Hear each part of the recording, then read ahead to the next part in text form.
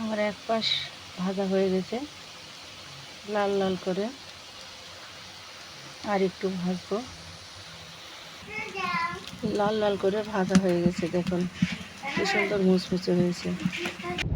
এখন আমি এটা উঠিয়ে নেব। দেখুন কত সুন্দর হয়েছে।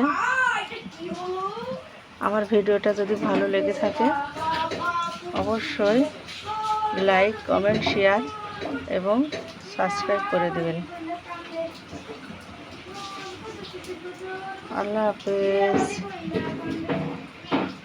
আসসালামু আলাইকুম বন্ধুরা, আজকে আমি খেসারির ডালের বড়া বানিয়ে দেখাবো।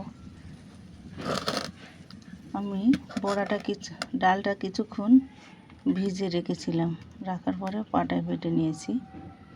হলুদ গুঁড়া দিয়েছি, সাথে 2টা রসুন একসঙ্গে বেটে নিয়েছি, কাঁচামরিচ কুচি, পেঁয়াজ কুচি দিয়েছি, স্বাদ মতো লবণ দেব।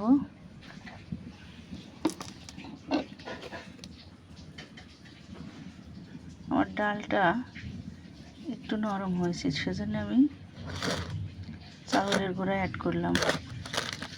কাঁচামরিচ এবং পেঁয়াজ সুন্দরভাবে মেখে নিচ্ছি।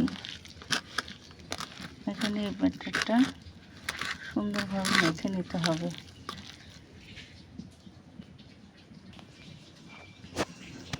আমার মাখানোটা কমপ্লিট হয়ে গেছে।